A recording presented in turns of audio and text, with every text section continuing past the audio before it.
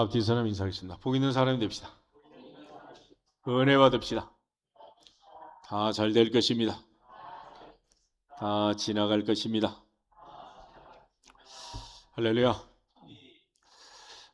고린도서 3장 말씀을 읽었는데 고린도서 3장은 이제 특별히 고린도 교회 분쟁의 원인이 되었던 속된 말로 하면 줄세우기, 사람에 따라서 파당을 만들고 분쟁하던 그 원인이 된 사역자와 사역자들의 하는 일에 대한 성도들의 태도를 어떤 태도를 갖춰야 할 것인가라는 것을 바울이 이제 강조해 주는 그런 내용이 되겠습니다.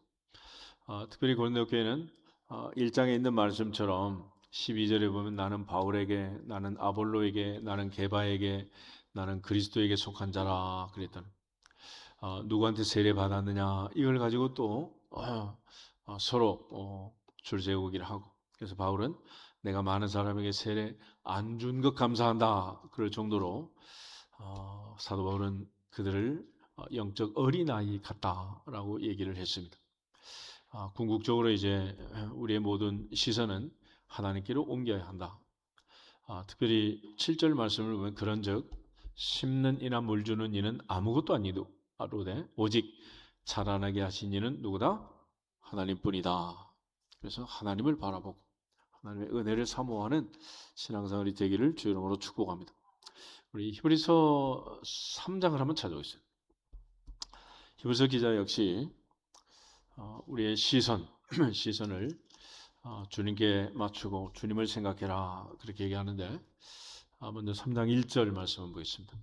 그러므로 함께 하늘의 부르심을 받은 거룩한 형제들아, 우리가 믿는 도리의 사도이시며 대제사장이신 예수를 깊이 생각하라. 아멘.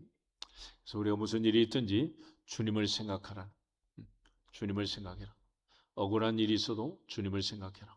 힘든 일이 있어도 주님을 생각해라. 아픈 일이 있어도 주님을 생각해라. 주님보다 더 힘들고 아프고 억울한 일이 있겠는가? 제자에게 배신을 당했고 하늘아버지가 십자가에 넘기셔서 죽음 가운데 인생을 마무리했고, 특별히 주님은 이 땅에 오셔서 사람과 같이 되어서 많은 고통과 고난 속에 살았습니다. 그래서 우리가 흔히 무슨 일을 할 때 질문을 던지라 그러잖아요. 예수님이라면 어떻게 하실까? 예수님은 어떻게 하실까? 그래서 주님을 생각하고 주님께 물어보고 주의 음성을 듣고 주님을 바라보고, 그래서 히브리서 기자는 예수님을 깊이 생각해라. 우리 믿는 도리의 사도이시며 대제사장이신 예수를 깊이 생각해라. 주님을 생각해라. 그것이 그리스도인 아니겠어요? 그럼 우리의 모든 삶을 보면 그리스도는, 예수님은 온데간데였고 우리만 남아서 우리끼리 싸우고 우리끼리 자기 의견을 얘기하느라고 정신이 없는, 세례요한은 이 땅에 와서 그는 높아져야 하고 흥해야 하고 나는 쇠하여야 한다, 낮아져야 한다, 그렇게 자기를 낮추었습니다. 내 음성이 높아지면 주님의 음성을 들을 수가 없어요. 내 목소리가 높아지면 주님의 목소리는 잦아들 수밖에 없어요. 우리 침묵하고 주님의 음성에 귀를 기울일 때 주님 말씀하지 않겠어요? 모두가 주님 앞에 겸손하게 내 자신을 내려놓고 올여름도 주님을 생각하고 주의 음성을 듣는 여름이 되기를 주 이름으로 축복합니다.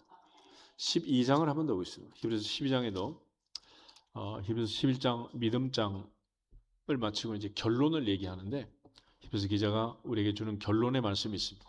1절에서 3절을 같이 한번 보겠습니다. 이러므로 우리에게 구름같이 둘러싼 허다한 증인들이 있으니 모든 무거운 것과 얽매이기 쉬운 죄를 벗어버리고 인내로서 우리 앞에 당한 경주를 하며 믿음의 주요 또 온전하게 하신 인 예수를 바라보자. 그는 그 앞에 있는 기쁨을 위하여 십자가를 참으사 부끄러움을 개의치 아니하시더니 하나님 보좌 우편에 앉으셨느니라. 너희가 피곤하여 낙심하지 않기 위하여 죄인들이 이같이 자기에게 거역한 일을 참으신 이를 생각하라. 아멘. 믿음의 주요 온전하게 하신 인 예수를 바라보자. 예수를 바라보자. 우리 모두가 다 주님 바라보고 주님 따라가는 주님의 제자의 삶을 살아내고 그리스도인의 삶을 살아갈 수 있기를 주 이름으로 축복합니다. 그리고 3절에서는 피곤하여 낙심하지 않기 위해서 죄인들이 이같이 자기에게 거역한 일을 참으신 일을 생각해라. 십자가에 죽기까지 순종을 넘어 복종하시고 인내하시고 끝까지 참으신 예수 그리스도를 생각하라. 결국 온유하고 겸손하신 주님, 그 주님을 생각하며 주님을 바라보며 신앙생활을 할 수 있기를 주 이름으로 축복합니다. 특별히 고린도서 3장은 그런 의미에서 고린도 교회 성도들에게 많은 분쟁과 어려움이 있었는데 그 원인이 무엇이냐? 고린도 교회 성도들이 주님을 바라보지 않고 사람을 바라보았다는. 나는 바울에게, 아볼로에게, 게바에게, 그리스도에게 이런 식으로 파당을 지으면서 사람을 바라보는, 사역자를 바라보는 그것이 그들의 분쟁의 원인이었고 신앙생활의 실패의 원인이 되었다 그랬습니다. 예수께서 빌립보 가이사랴에서 교회 설립을 말씀하시고 주는 그리스도시요 살아계신 하나님의 아들이십니다 라고 고백한 베드로에게 바요나 시몬아 내가 복이 있다. 이를 내게 알게 한 이는 혈육이 아니고 하늘에 계신 내 아버지시다 말씀하셨어요. 근데 그 다음에 예수께서 십자가의 고난을 얘기하자 베드로가 절대로 그런 일은 있을 수 없습니다. 안 됩니다. 라고 말할 때 예수께서 베드로에게 책망을 하세요. 사탄아 내 뒤로 물러가라. 왜 그랬느냐? 마태복음 16장 한번 보세요. 마태복음 16장에 보시면 마태복음 16장 23절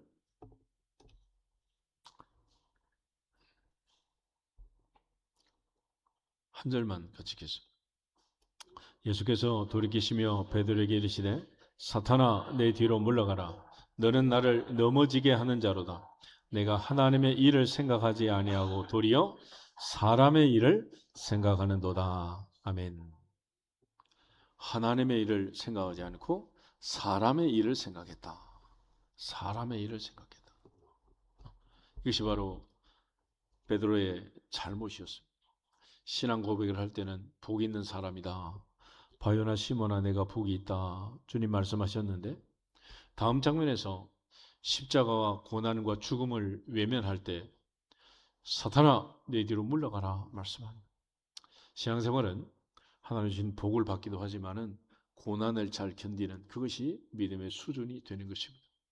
오늘도 우리 모두가 다 주님 앞에서 내 형편과 처지가 어떠하든지 시편 기자의 고난 고백처럼 고난 당한 것이 내게 유익이라 말씀하면서 야고보 사도의 말씀처럼 너희가 여러 가지 환난을 당하든 완전히 온전히 기쁘게 여겨라. 바로 환난은 인내를, 인내는 연단을, 연단은 소망을 이루는 줄 알기 때문에 우리는 환난 중에도 즐거워한다 그랬습니다.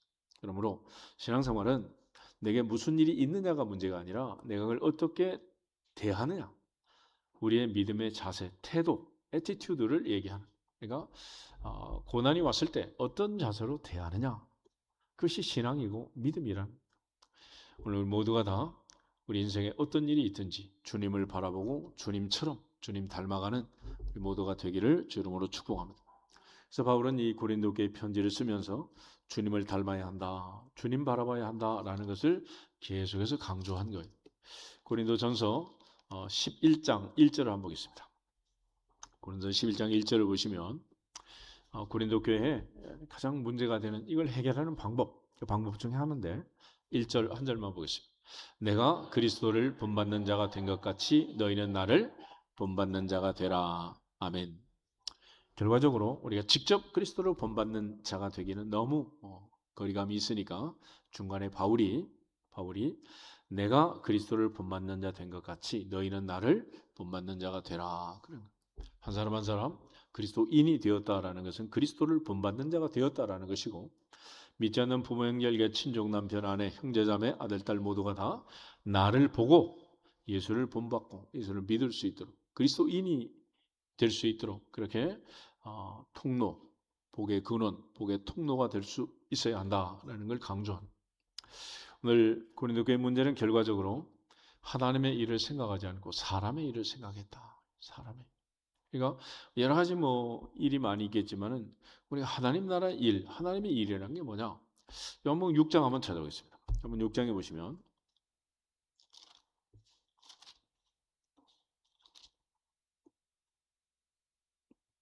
28절, 29절에 그럼 하나님의 일이 뭐냐? 우리 뭐 요즘 청소하시느라고 고생을 많이 하시는데 빗자루 들고 걸레 들고 청소하는 그건 물론 하나님의 일이요.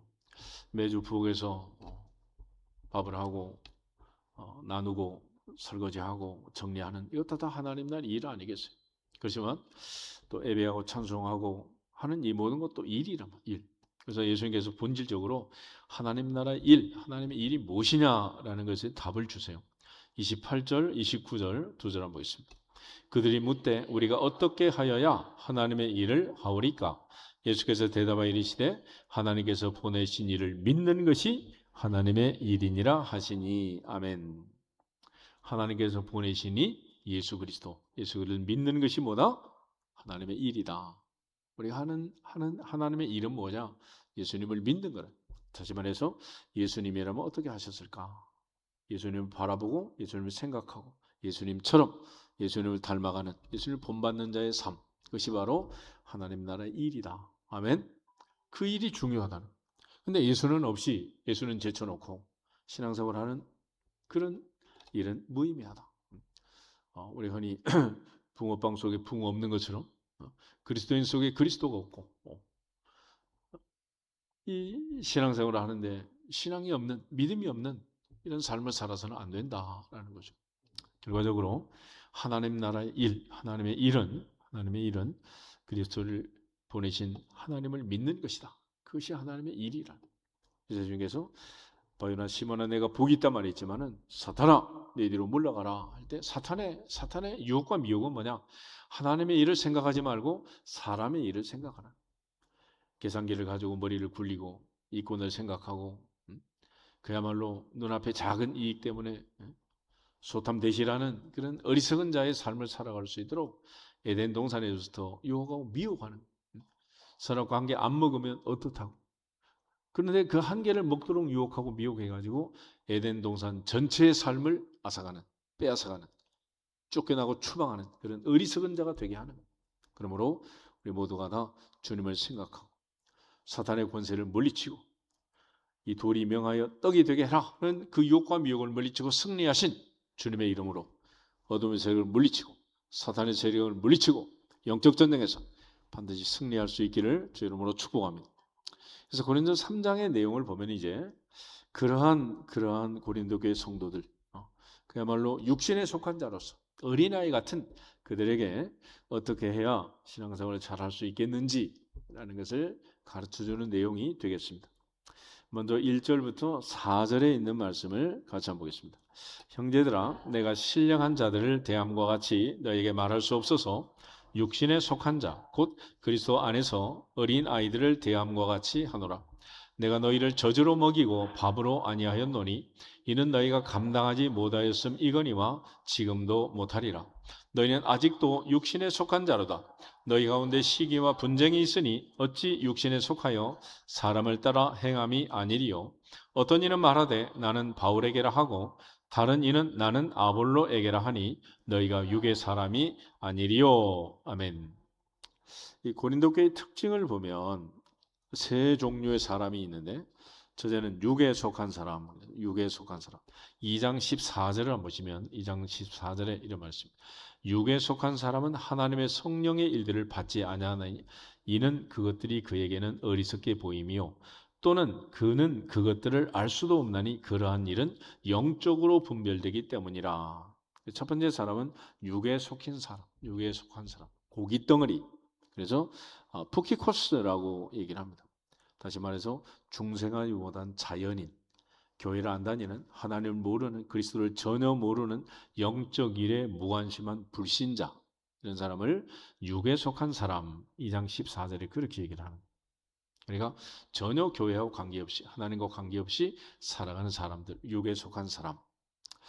그 다음에 두 번째는 이제 신령한 자가 있습니다. 3장 1절을 보면 형제들아 내가 신령한 자들 대함같이 너에게 말할 수 없다. 그럴 때 여기서 말하는 신령한 자가 있고 육에 속한 자, 곧 그리스도 안에서 어린아이를 대함과 같이 한다. 그래서 신령한 자가 있고 육신에 속한 자, 그리스도 안에서 어린아이가 있다는 거예요. 이 세 종류의 사람을 바울은 얘기하는데 특별히 신령한 자라는 것은 프니마티코스, 그래서 영의 사람, 영의 사람. 그래서 성령으로 거듭난 자, 성령을 따라 사는 사람을 얘기합니다. 성령을 따라 사는 자. 그래서 육에 속한 사람과 반대로 2장 14절에 육에 속한 사람과 반대로 신령한 사람은 성령으로 거듭난 하나님의 자녀를 얘기하고 있습니다. 그런데 이제 세 번째로 육신에 속한 자, 오늘 1절에 육신에 속한 자, 그리스도에 전해서 뭐 같은 사람? 어린아이 같은 사람. 어린아이 같은 사람. 이게 이제 세 번째 이제 육신에 속한 자인데, 이런 사람은 중생한 이후에, 거듭난 이후에도 여전히 육신을 따라 사는 자, 육신을 따라 사는 자, 육의 일을 벗어나지 못하고 사는 자를 가리켜서 육신에 속한 자다, 그렇게 말합니다. 이런 육신에 속한 자는 이제 두 종류가 있는데, 하나는 1절에 보면 육으로 육신에 속한 자, 그리스도 안에서 어린아이 같은 자가 있는데, 이것은 이제 구성 요소의 관점에서 보면 육으로 만들어진 사르키노스라는 헬라어를 쓰고 있어요. 그 다음에 이제 3절을 보시면 3절에 너희는 아직도 어떤 자다? 육신에 속한 자다. 이것은 이 관계적 의미에서 육신을 따라 사는 사르키코스라고 얘기를 합니다.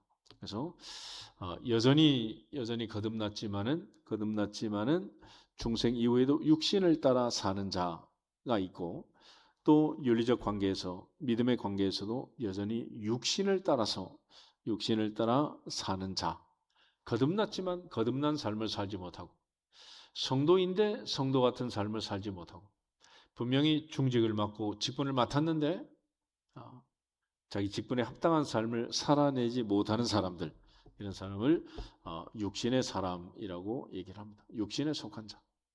그래서 이 육의 사람의 특징이 있는데, 오늘 바울은 고린도 교회 성도들을 육신에 속한 자, 육에 속한 사람들이라고 말하면서 이제 중요한 두 가지 특징을 말합니다. 첫 번째는 뭐냐? 어린아이 같은 사람인데, 어린아이의 특징은 2절을 보면 내가 너희를 젖으로 먹이고 밥으로 아니했다.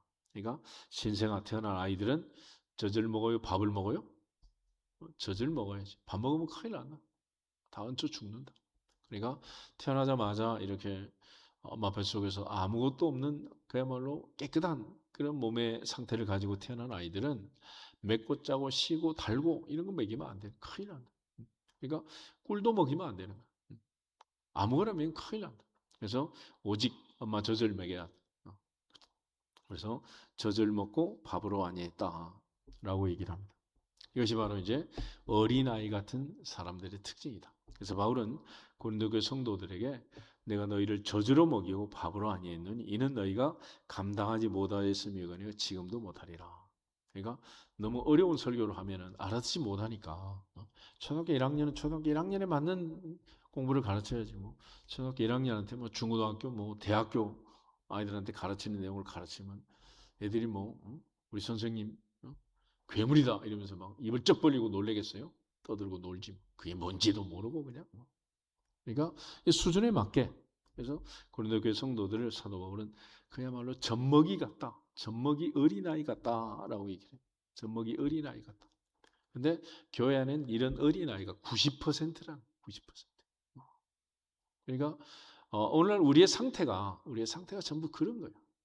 그러니까 말씀을 들어도 이게 말씀이 뭔지도 모르고, 말씀을 들어도 뭐 되새김도 못하고, 맨날 뭐 이런 얘기 저런 얘기 뭐 가서 그냥 커피 마시나 알지 뭐 말씀의 진미를 모르는 거예요. 이것이 바로 어린아이 같은 사람의 첫 번째 특징이다. 두 번째 특징은 뭐냐면, 자꾸 애들은 싸우잖아요. 옆에 친구도 꼬집어주고 싸우고, 그러니까 뭐 유치부 어린이부 하면 이제 재밌게 놀다가 또 싸우고, 또 싸우면 들고 한 명씩 나가고 들어오고 막 정신이 없단 말이에요. 그래서 이제 3절을 보면 너희는 아직도 육신에 속한 자다. 왜냐하면 너희가 아직도 너희 가운데 뭐가 있다? 시기와 분쟁이 있다. 그러니 어찌 육신에 속하여 사람을 따라 행함이 아니리요. 나는 아볼로에게 이렇게 피하당을 가려는 육의 사람이 아니냐. 육의 사람이 아니냐. 그래서 고린도 교회는 첫째는 어린아이처럼 젖먹이 같은 그런 상태에 있고, 또 하나는 분쟁과 시기가 있는 이런 상태에 있다. 그래서 어린아이들은 시기가 많고 또 서로 다투고 싸우는 이런 일들이 많다라고 얘기합니다.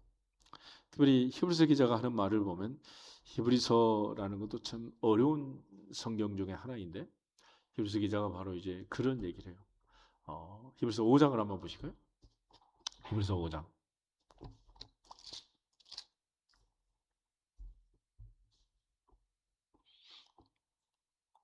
11절부터 14절을 먼저 보겠습니다. 멜기세덱에 관하여는 우리가 할 말이 많으냐?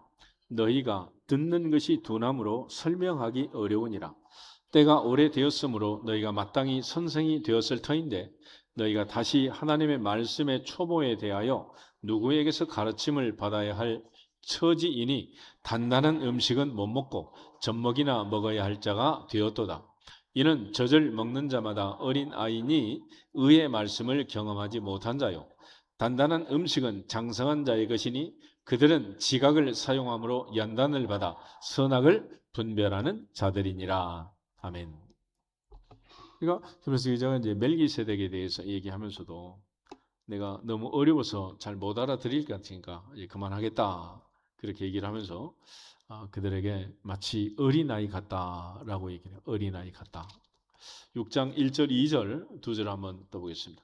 그러므로 우리가 그리스도의 도의 초보를 버리고 죽은 행실을 회개함과 하나님께 대한 신앙과 세례들과 안수와 죽은 자의 부활과 영원한 심판에 관한 교훈의 털을 다시 닦지 말고 완전한 대로 나갈지니라. 아멘. 그래서 우리 신앙생활은 하나님 말씀 중심이어야 한다. 말씀에 기초를 두고 말씀이 가르친 대로 말씀이 가는 곳까지 가고 서는 곳에 서는 말씀을 듣고 깨닫고 말씀을 통해서 이목구비가 열려지는 그런 은혜를 받아야 한다라고 얘기를 합니다. 그런데 고린도 교회에 많은 은사와 성령의 역사가 나타났지만은 그들은 말씀을 통해서 깨닫는 이런 부분에서는 어린아이 같았다. 어린아이. 그래서 아직도 말씀을 듣고 깨닫지 못하는 젖이나 먹고 밥을 먹지 못하는 그런 어린아이 같은 신앙생활을 하고 있었다. 그래서 우리가 성경 66권, 신약 39권, 신약 27권 성경 말씀을 중심으로 이제 신앙생활을 하는 건데 성경 중심, 말씀 중심이라고 할 때 중심이라는 것은 결국 오직 성경, 솔라 스크립투라라고 얘기하지만 또 한편은 토타 스크립투라, 전체 성경이라고 하는 거예요. 그러니까 오직 성경, 전체 성경. 그러니까 편식하지 않고 말로 창세기부터 말라기까지, 마태복음에서 계시록까지 성경 전체를 섭렵해서 성경 전체 속에서 우리에게 가르쳐주는 그 의미를 깨닫는 것이 중요하다. 그럼에도 불구하고 우리는 편협되게 나는 요한복음이 좋다, 나는 창세기가 좋다, 나는 이사야가 좋다 하나만 붙들고 있을 것이 아니라 그러니까 전체 성경으로 오직 성경으로 그래야 되는데 이게 이제 그렇게 되지 못하는 거죠. 아이들이 이제 자라면서도 편식한다 그러죠. 제일 좋지 않은 식생활 습관 중에 하나가 편식하는 거 아니겠어요? 편식. 그래서 골고루 모든 것을 잘 먹을 수 있어야 한다. 그래서 성경에도 오경이 있고 역사서가 있고 시가서가 있고 선지서가 있는 것처럼 전체를 섭렵해서 우리가 잘 깨닫고 알아들어야 되는데 이것들이 둔하고 어렵고 이렇다는 거예요. 그래서 히브리서 기자도 할 말은 많지만 너희가 듣는 것이 둔함으로 설명하기가 어렵다 그렇게 말을 해요. 그래서 항상 이사야가 말한 것처럼 성령의 역사로 기록한 하나님의 말씀을 보고 듣고 깨닫고 하나님 앞에 감사하고 신앙생활을 잘할 수 있으려면 말씀을 들을 때마다, 말씀을 읽을 때마다, 말씀을 행할 때마다 하나님이 성령의 역사로 볼 수 있는 눈을 열어주시기를 주 이름으로 축복합니다. 들을 수 있는 귀가 열려지기를 주님의 이름으로 축복합니다. 또 깨달을 수 있는 마음을 주셔서 다윗처럼 송이꿀보다 더 달콤한 하나님의 말씀을 깨닫고 말씀 안에서 항상 행복한 삶이 되기를 주님의 이름으로 축복합니다. 그런 측면에서 이제 고린도교회 성도들은 어린아이 같았다. 어린아이 같았다. 그러니까 젖이나 먹고 밥을 먹지 못하는 아이처럼 하나님 말씀을 깨닫지 못하고 그 말씀의 진미를 모르기 때문에 결국은 육신에 속한 자가 되어서 사람 중심으로 나는 바울에게 나는 아볼로에게 이렇게 편당을 가르고 또 시기와 분쟁을 하는 그런 교회였다는 것을 바울은 안타까워하면서 그들이 성장하고 장성할 수 있도록 방법을 이제 제시하고 있는데 그게 뭐냐면 5절부터 9절 말씀을 보시면 하나님께서 그들에게 주신 사역자 바울과 아볼로, 게바 이들은 모두 다 하나님의 사역자요. 하나님의 궁극적인 관심은 교회, 성도들에게 있다라는 것을 강조하는 거예요. 5절에서 9절 말씀을 다시 한번 보겠습니다. 그런즉 아볼로는 무엇이며 바울은 무엇이냐? 그들은 주께서 각각 주신 대로 너희로 하여금 믿게 한 사역자들이니라. 나는 심었고 아볼로는 물을 주었으되 오직 하나님께서 자라나게 하셨나니 그런즉 심는 이나 물 주는 이는 아무것도 아니로되 오직 자라게 하시는 이는 하나님뿐이니라. 심는 이와 물 주는 이는 한 가지이나 각각 자기가 일한 대로 자기의 상을 받으리라. 우리는 하나님의 동역자들이요 너희는 하나님의 밭이요 하나님의 집이니라. 아멘. 그래서 사역자는 하나님이 주신 사명을 감당하는 하나님의 종이다. 하나님의 종이다. 그래서 모세를 하나님의 종이라고 하는 거고 바울은 나는 그리스도 예수의 종이다. 그렇게 얘기를 하고 자기를 소개하고 있습니다. 그런 측면에서 사역자는 하나님이 맡겨주신 일을 하는 하나님의 종이다. 그래서 보내심을 받지 아니하였으면 누가 전파하리요. 보내시는 자가 없이 누가 갈 수 있겠느냐. 그래서 사도라는 말은 보내심을 받은 자, 하나님께서 맡겨주신 일을 하는 자들을 얘기를 합니다. 그런 측면에서 하나님께서 한 사람 한 사람 우리를 교회로 부르시고 또 우리를 맡아서 관리할 수 있도록 하나님께서 사역자들을 세우시는 거예요. 사역자들. 에베소서 4장을 한번 보겠습니다. 에베소 4장 11절 12절 11절 그가 어떤 사람은 사도로 어떤 사람은 선지자로 어떤 사람은 복음 전하는 자로 어떤 사람은 목사와 교사로 삼으셨으니 이는 성도를 온전하게 하여 봉사의 일을 하게 하며 그리스도의 몸을 세우려 하심이라. 아멘. 그래서 보내신 자들이 누구냐? 사역자라는 거예요. 사역자.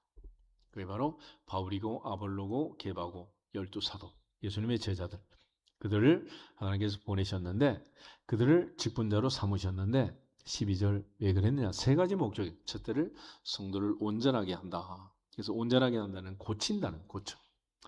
요즘은 웬만한 물건을 이제 바꾸죠. 고장 나면 고치지 않고 바꿔요. 요즘 뭐 날씨가 더워서 그런지 우리 집에도 에어컨도 고장 나고 어제부터 보니까 이제 2012년에 산 컴퓨터가 고장이 나가지고 돌지가 않지. 이게 지금 고쳐야 되는데 옛날 같으면 요즘 고치는 비용이 더 비싸. 그래서 방송실 안에도 뭐 에어컨이 고장이 나가지고 이번 주에 또 이제 60만 원 주고 바꿨는데 고치는 비용이나 새 거 사는 비용은 똑같아. 그러니 뭐 이게 뭐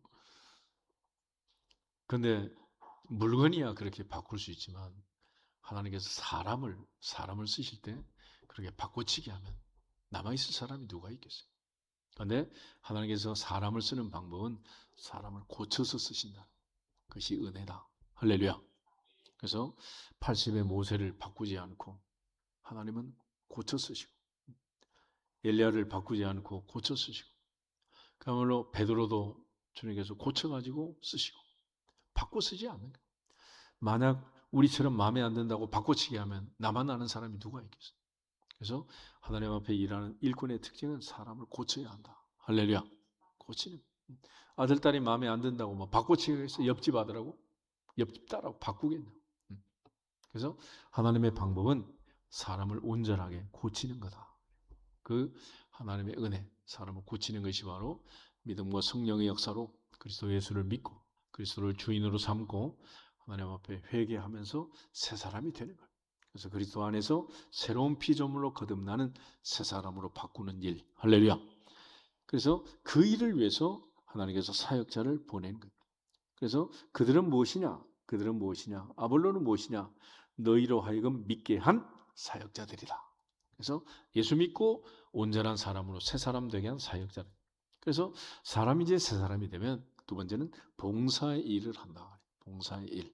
요즘 이제 우리 할머니들 뭐 늙어가지고 청소도 우리가 이제 청소하게 됐는데 이 드디어 이제 빗자루 들고 걸레 들고 청소하는, 이거는 조금 컸다는 거야. 이제 조금 30년 만에 40년 만에 이제 조금 큰 거야. 이제 조금 초등학교 이제 2학년 3학년 된 거지 뭐. 그렇지만 그것도 잘못하면 엄마가 이제 그만둬라, 내가 할게. 그래도 안 시키면 어떻게 돼? 평생 엄마가 하는 거야, 평생. 그러니까 여튼 봉사의 일을 하는 이것이 이제 중요하고, 세 번째는 그리스도의 몸, 교회를 세우는 거다. 교회. 그래서 이제 하나님께서 사역자들을 보내신 거예요. 그래서 바울은 사역자는 각각 주신 대로 주께서 주신 대로 맡긴 사명을 하는 거고, 너희로 하여금 믿게 한 사역자들이다. 그래서 나는 심었고 아볼로는 물을 주었고 하나님은 자라나게 하셨다. 할렐루야. 그런 차원에서 심는 이와 물 주는 이는 한 가지다. 각각 자기의 상을 받을 것이다. 우리는 하나님의 동역자요, 너희는 하나님의 밭이요 하나님의 집이다. 그래서 하나님의 관심은 하나님의 집, 하나님의 밭, 교회를 가꾸고 교회 성도들을 믿음이 성장하도록 자라나게 하기 위해서 사역자를 보내셨다는 거예요. 이런 마치 예수께서 말씀하실 때 아버지는 농부고 나는 참 포도나무다. 그래서 농부가 아침 일찍 6시부터 포도원에 품꾼을 들여보내고 마지막 11시, 오후 5시까지 품꾼을 포도원에 들여보내는데, 주인의 관심은 품꾼에게 있는 게 아니라 포도원의 수확에 있다라는 것처럼 하나님의 관심은 하나님의 교회, 피로 값주고 사신 하나님의 교회에 관심이 있지 바울이나 아볼로나 사역자에게 관심이 있는 게 아니라는 거예요. 근데 우리는 거기에 관심을 뺏기는 거죠. 그래서 아이들을 여러분이 뭐 공부시키고 학원도 보내고 일타 강사를 만나가지고 개인 과외를 시키고 그러잖아요. 그러면 여러분의 관심은 일타 강사한테 있는 거요, 내 아들 딸한테 있는 거요? 그 비싼 돈을 주고 과외를 시키는데 강사한테 무슨 관심이 있겠어? 아들, 딸에게 관심이 있는 거지. 마찬가지로 하나님의 관심은 고린도 교회에 있는 거지 아볼로나 바울에게 있지 않다라는 것을 바울이 강조합니다. 대신에 바울과 아볼로는 각각 자기가 일한 대로 상을 받을 것이다. 히브리서 11장 6절 말씀처럼 믿음이 없이는 기쁘시기 못하나니 하나님께 나가는 자는 반드시 그가 계신 것과 또한 그가 자기를 찾는 자들에게 상 주시는 심을 믿어야 할지니라. 할렐루야. 그러므로 하나님께서 주신 사명을 감당할 때는 하늘의 상급을 받을 수 있도록. 디모데후서 4장을 한번 보겠습니다. 은퇴하신 분들에게 늘 써서 드리는 성경 구절인데 디모데후서 4장 7절, 8절 두 절을 같이 한번 보겠습니다. 디모데후서 4장 7절. 나는 선한 싸움을 싸우고 나의 달려갈 길을 마치고 믿음을 지켰으니 이제 후로는 나를 위하여 의의 면류관이 예비되었으므로 주 곧 의로우신 재판장이 그날에 내게 주실 것이며 내게만 아니라 주의 나타나심을 사모하는 모든 자에게 도니라. 아멘. 바울은 반드시 내게 하나님께서 상급을 주실 것이다 라는 확신으로 인생을 마무리합니다. 고린도 교회 편지를 쓰면서도 심는 이와 물 주는 이는 아무것도 아니요 하나님은 자라나게 하셨지만 그들은 8절 각각 자기가 일한 대로 자기의 상을 받을 것이다. 할렐루야. 그래서 하늘의 상급을 주실 때까지. 그래서 마태복음 10장 40절부터 42절의 말씀처럼 의인을 영접하는 자에게는 의인의 상을, 선지자를 영접하는 자에게는 선지자의 상을, 냉수 한 그릇이라도 지극히 작은 소자 하나에게 주는 자는 결단코 그 상을 잃지 아니하리라 말씀하셨습니다. 그러므로 우리 모두가 다 하나님 앞에 충성하면서 하늘의 상급을 바라보고 하나님께 영광을 돌릴 수 있기를 주의 이름으로 축복합니다. 그러나 이제 궁극적인 관심은 하나님의 관심은 하나님의 밭, 하나님의 집에 있다. 하나님의 집에 있다. 그래서 교회는 하나님의 밭이요 하나님의 집이다라는 걸 강조합니다. 우리 모두가 다 하나님의 관심, 그 관심대로 우리가 늘 하나님 앞에 찬송하는 것처럼 주님의 눈이 머무는 곳에 내 눈이 머물고 주님의 손이 머무는 곳에 내 손이 머물고 주님이 관심 갖는 곳에 내 관심이 가고 늘 주님과 동행하는 하나님 앞에 교회 앞에 충성하는 일꾼들이 되기를 주 이름으로 축복합니다. 그런 측면에서 우리가 충성하는 방법을 10절부터 15절에 보면 지혜로운 건축자에다 비유를 합니다. 여기 있는 말씀하고 마태복음 7장 24절부터 27절에 있는 예수님의 산상순의 결론을 비교하면 비교의 포인트가 이제 달라지는데 마태복음 7장에서는 두 종류의 사람을 얘기합니다. 반석 위에 집을 짓는 지혜로운 사람하고 모래 위에 집을 지은 어리석은 사람을 얘기합니다. 그런데 반석 위에 집을 지은 사람은 하나님의 말씀, 주님의 말씀을 듣고 행하는 사람이고, 모래 위에 집을 지은 어리석은 사람은 말씀을 듣고도 행하지 않는 사람이다 라고 주님이 결론을 내리시면서, 나의 이 말은 듣는 것이 중요한 게 아니라 듣고 행하는 사람이 되어야 한다. 할렐루야. 그래서 야고보의 말씀처럼 행함이 없는 믿음은 그 자체가 죽은 것이다. 그러므로 이 말씀을 읽는 자, 듣는 자, 그 가운데 것을 기록하는 것을 행하는 자들이 복이 있느니라. 할렐루야. 그런 의미에서 우리 옆 사람, 앞뒤 사람 다시 한번 인사하겠습니다. 복 있는 사람이 됩시다. 그런데 오늘 고린도서 3장에 오게 되면 터는 뭐냐? 터는 전부 다 반석이야, 반석. 반석 위에 집을 짓는 것입니다. 그래서 11절에 보면 이 닦아둔 곳 외에 능히 다른 터를 닦아둘 자가 없으니 이 터는 곧 뭐다? 예수 그리스도다. 그래서 10장 4절 한번 보시면 10장 4절에 10장 4절에도 한 절만 보겠습니다. 다 같은 신령한 음료를 마셨으니 이는 그들을 따르는 신령한 반석으로부터 마셨음에 그 반석은 곧 그리스도시라. 아멘. 그러니까 고린도 3장이나 10장에서는 반석은 그리스도고, 이 반석 위에 집을 짓는 사람은 어떤 사람이다?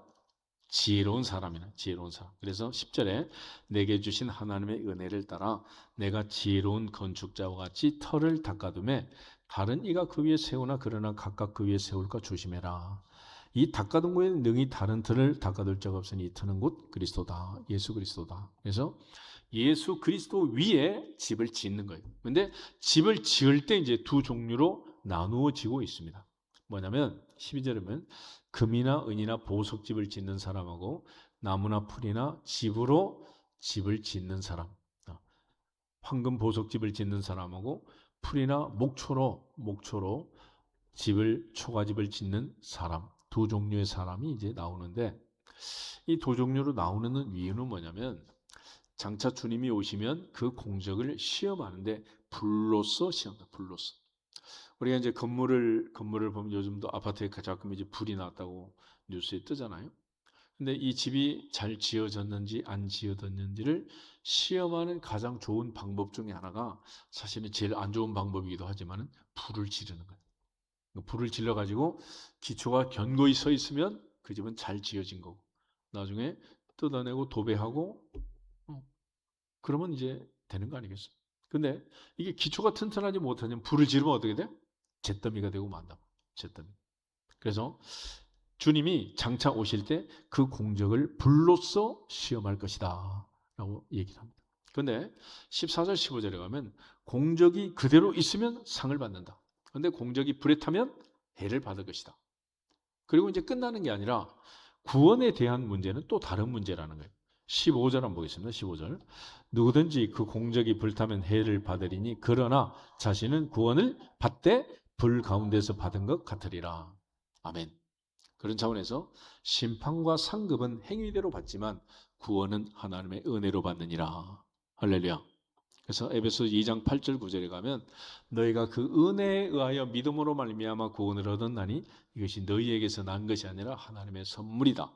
행위에서 난 것이 아니니 이는 누구든지 자랑하지 못하게 하려 함이다. 그랬습니다. 그래서 우리가 볼 때 어린아이 같고 행하는 것이, 말하는 것이 시기와 다툼과 분쟁이 있는 참 정말 어린아이 같은 신앙생활을 하는 사람도 있지만은, 그가 진짜로 예수를 믿는다면 구원은 받는다, 못 받는다? 받는다. 구원은 받는다. 그러니까 구원은 예수 믿고 은혜로 받는 거지 행위로 받는 게 아니니까, 구원은 받는데 상급은 없는 불 가운데서 구원받는 것 같은 그런, 예전 목사님들은 부끄러운 구원 그런 표현을 쓰더라고. 구원을 받기는 받는데 박수만 치고 상은 못 받는 그런 구원을 받을 것이다. 그래도 구원은 받는다. 그래도. 그러니까 우리가 하나님 앞에서 신앙생활하면서 에베소 2장 8절 9절을 잘 기억하셔야 돼. 너희가 그 은혜에 의하여 믿음으로 말미암아 구원을 받는다. 이것은 너희가 아니라 행위에서가 나온 것이 아니라 하나님의 선물이다. 할렐루야. 그러므로 자랑하지 마라 그랬잖아. 그렇지만 우리가 이제 공적이 그대로 나타나는 금이나 은이나 보석집을 짓는 사람은 상급도 받고 구원도 받고, 이왕이면 다 받는 게 좋지 않겠어? 그래야지 이게 부끄러운 구원이 돼서는 안 된다라는 것입니다. 그런 차원에서 우리 모두가 다 어린아이 같은 신앙생활, 상급 없는 신앙생활 하지 말고 장차 지혜로운 건축자가 되어서 말 한마디 한마디가 하나님 앞에 연락되고 너희 말이 내 귀에 들린 대로 행하겠다라고 말할 때 우리의 기도가, 우리의 권면이 서로 위로하는 말들이 하나님께도 영광이 되고 모든 성도에게도 위로가 되는 주인공들이 되시기를 주 이름으로 축복합니다. 내 말로 인해서 많은 사람이 상처를 받고 내 말 때문에 많은 사람들이 교회를 떠나고 내 말 때문에 많은 사람들이 흔들린다면 무슨 유익이 있겠어요? 그렇게 부끄러운 구원을 받아서 무슨 유익이 있겠냐? 그러니까 항상 구원은 하나님의 은혜로 받지만 성도들에게 주님이 강조하는 것은 상급을 받아야 한다. 상을 받아야 한다. 마태복음 6장 1절 보겠습니다. 예수께서 우리에게 주신 가장 중요한 신앙생활의 원칙 중에, 원리 중에 하나인데 마태복음 6장 1절 한 절만 같이 보겠습니다. 사람에게 보이려고 그들 앞에서 너희 의의를 행하지 않도록 주의하라. 그리하지 아니하면 하늘에 계신 너희 아버지께 상을 받지 못하느니라. 아멘. 다시 말해서 신앙생활의 초점을 사람에게 맞추면 된다, 안 된다? 안 된다. 하나님 앞에서 하나님 보시기에 아름다운 신앙생활을 해라 그랬습니다. 그래서 구제할 때도 외식하는 자처럼 사람 앞에 나팔 불지 말고 은밀한 중에 보시는 아버지 앞에 오른손이 하는 걸 왼손이 모르게 은밀하게 해라 그랬습니다. 기도할 때도 외식하는 자처럼 떠들지 말고 큰 거리 어귀에 서서 기도하는 바리새인처럼 하지 말고 은밀한 중에 보시는 아버지 앞에 골방 기도를 해라 그러십니다. 동시에 금식할 때도 티내지 말고 금식 안 하는 것처럼 단정하게 하고 은밀한 중에 보시는 아버지 앞에 금식해라.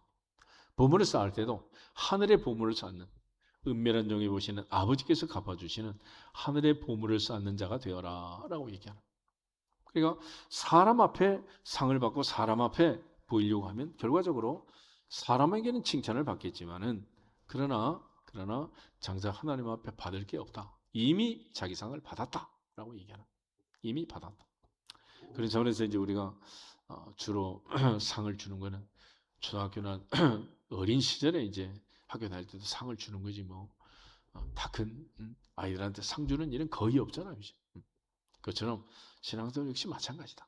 그래서 유치부나 어린이부나 어렸을 때는 뭐 상을 받고 격려를 하고 그러지만 나머지 성장하고 나서는 하나님이 주시는 상, 하늘의 상, 주님이 공적을 시험하고 주 앞에 가서 받을 주님의 상을 바라보고 달려가기를 마쳤던 사도 바울처럼 하늘의 상급을 바라볼 수 있기를 주님으로 축복합니다. 그것이 바로 지혜로운 건축자의 삶이라는.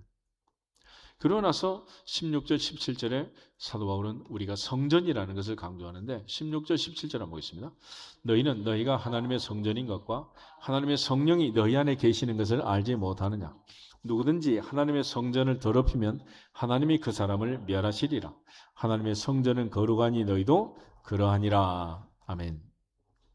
우리의 몸을 사도 바울은 성전이라고 했습니다. 6장 19절 20절 한번 더 보겠습니다. 6장 19절 20절에도 너희 몸은 너희가 하나님께로부터 받은 바 너희 가운데 계신 성령의 전인 줄을 알지 못하느냐. 너희는 자신의 것이 아니라 값으로 산 것이 되었으니 그런즉 너희 몸으로 하나님께 영광을 돌리라. 아멘. 이스라엘 사람들은 흔히 세상의 중심은 이스라엘이고 이스라엘의 중심은 예루살렘이고 예루살렘의 중심은 성전이다 그랬습니다. 그래서 오늘날 우리의 신앙생활의 중심은 하나님 중심, 말씀 중심, 교회 중심 그런 얘기를 합니다.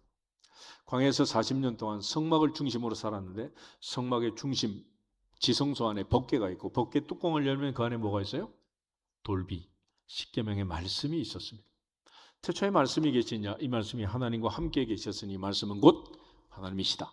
그 말씀이 사람이 되어서 우리에게 오신 분, 그분이 예수 그리스도라. 결과적으로 하나님 중심, 말씀 중심, 교회 중심 이거는 성부, 성자, 성령 하나님 중심이고 하나님 중심 말씀, 성경 말씀을 중심으로 신앙생활을 하는 거. 특별히 우리 신앙의 공동체인 교회 중심으로 신앙생활을 하는 거다. 그래서 광야 40년 이스라엘 백성들이 살았던 광야 세대의 모습을 모습을 스데반은 광야 교회라고 해요. 광야 교회. 사도행전 7장 38절 한번 보겠습니다. 사도행전 7장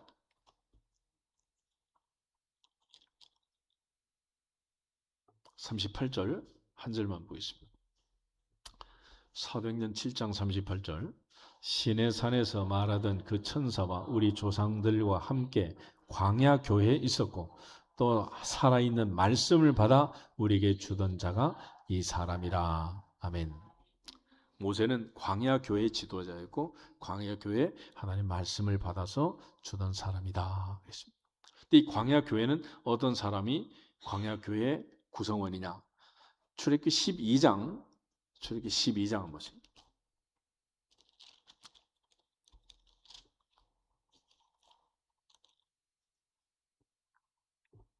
37절, 38절. 출애굽기 12장 37절, 8절에 보면 광야 교회 구성원들이 나와요. 37절 이스라엘 자손이 람셋을 떠나 숫곳에 이르니 유아 외에 보행하는 장정이 60만 가량이요 수많은 잡족과 양과 소와 심히 많은 가축이 그들과 함께하였으며. 아멘. 어린아이 유아 외에 장정이 얼마나? 60만이다. 그 다음에 또 재미있는 것이 38절 수많은 뭐가 있다?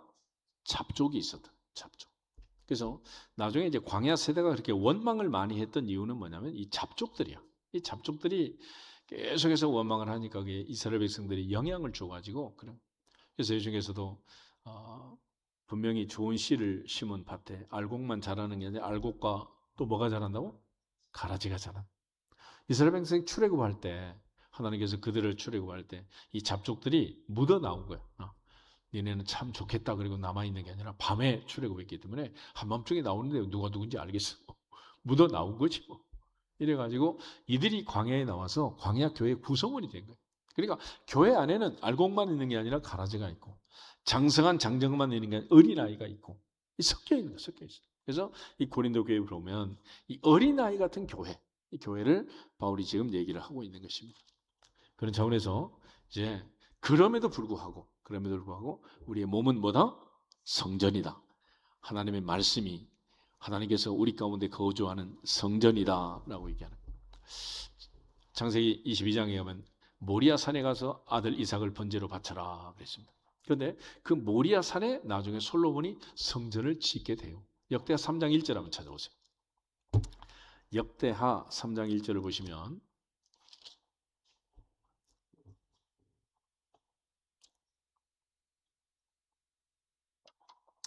한 절만 보겠습니다. 솔로몬이 예루살렘 모리아산에 여호와의 전 건축하기를 시작하니 그곳은 전에 여호와께서 그의 아버지 다윗에게 나타나신 곳이요 여부수 사람 오르난의 타작마당에 다윗이 정한 곳이라. 아멘. 바로 이 모리아산에 1000년 전에 아브라함이 아들 이삭을 바쳤고 1000년 후에 예루살렘에 하나님께서 아들 예수를 십자가에 못 박아 죽이는 거예요. 그래서 아브라함이 아들을 바친 것처럼 하나님은 자기 아들을 십자가에 내어주시고 이 모든 것이 이루어지는 자리가 예루살렘 모리아산이었다.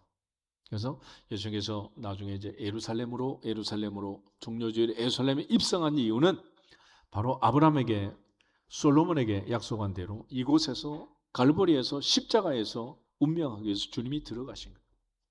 그 주님이 말씀하실 때 솔로몬은 성전을 지었고 헤롯은 46년 동안 지었지만 너희가 이 성전을 내가 사흘 만에 세운다라고 말할 때 예수는 자기의 육체를 성전이라고 했다. 요한복음 2장에 그렇게 얘기를 하잖아요. 그리고 바울은 우리의 몸이 성전이다라고 말해요. 그런데 이 성전의 본체가 있어요. 계시록 21장을 한번 찾아요. 계시록 21장. 요한계시록 21장. 지난 주일에 봤던 말씀이기도 한데 22절 한 절만 읽어보겠습니다.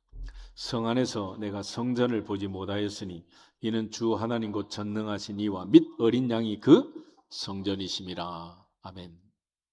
교회는 그리스도의 몸이요 교회의 머리는 그리스도다 얘기하는 것처럼 성전은 하나님과 어린 양이 성전이다. 그래서 하나님 중심, 말씀 중심, 성전 중심, 교회 중심.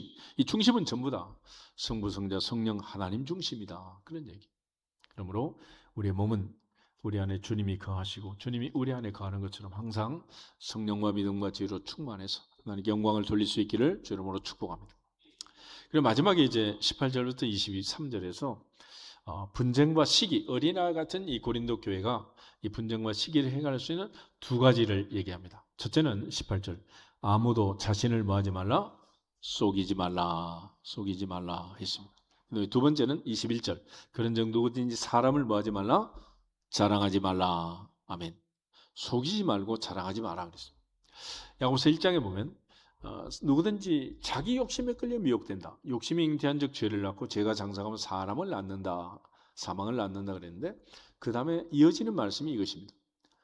너희는 스스로 속이는 자가 되지 마라. 하나님은 누구를 유혹하지도 않고 미혹하지도 않는다. 그래서 자기 자신을 속이는 자, 어리석은 자가 되는 거죠. 스스로 자기 꾀에 빠지는 자, 욕심을 부리고 하나님이 주실 때까지 기다리지 못하고 기도하지 못하고 하나님 앞에 맡기지 못하는 욕심으로 사는 자, 어리석은 자다. 그래서 오늘 자신을 속이지 마라. 자신을 속이지 마라. 그래야 지혜로운 사람이 된다. 그랬습니다. 두 번째는 사역자를 자랑하지 말고 주 안에서 하나님만 자랑해라. 하나님께서 우리를 부르실 때 약한 자를 들어서 강한 자를 부끄럽게 하고 미련한 자를 들어서 지혜로운 자를 부끄럽게 하신 것처럼 세상에 없는 것 천한 것들을 들어서 있는 것 부한 것들을 부끄럽게 하신 그 하나님, 자랑하는 자는 주 안에서 자랑해라, 주님만 자랑해라 라고 말하는. 그러므로 우리가 무더운 여름 신앙생활 잘하고 잘 견디고 승리하는 방법은 이 두 가지다. 아무도 자신을 속이지 마라. 자신을. 그러니까 아담과 하와가 에덴에서 선악과를 먹은 것은 누구를 속인 거다? 자기를 속인, 자기를. 남한테 사기치는 거 그것도 나쁜 일이지만 스스로 속아 넘어갔다. 지혜가 없는 거죠. 그러니까 참과 거짓을 분별하는 능력이 없어서 속아 넘어간 거예요. 두 번째는 사람을 자랑하지 마라. 하나님만 자랑해라. 그러니까 그렇게 이 좋은 사역자를 준 하나님을 자랑해야지 사역자를 자랑하면 되겠느냐. 그래서 아들 자랑하고 싶으면 이렇게 훌륭한 아들 주신 하나님을 자랑할지어다. 할렐루야. 그래서 옛날부터 와이프 자랑하면 칠푼이라 그랬잖아. 와이프 자랑하지 말고 현숙하고 지혜로운 아내를 주신 누구를 자랑해라? 하나님을 자랑해라. 믿음직하고 듬직한 남편을 주신 누구를 자랑해라? 하나님을 자랑해라. 자랑해라. 그러니까 교회 안에서도 마찬가지. 목사님을 주시고 장로님을 주시고 중요한 많은 일꾼들을 세우신 하나님만 자랑할지어다. 할렐루야. 그런 측면에서 우리 인사하고 기도하겠습니다. 스스로 속이지 맙시다. 하나님만 자랑합시다. 할렐루야. 다같이 주 예수 그리스도의 이름으로 승리할지어다 선포하고 기도하겠습니다. 주 예수 그리스도의 이름으로 승리할지어다. 승리할지어다. 승리할지어다.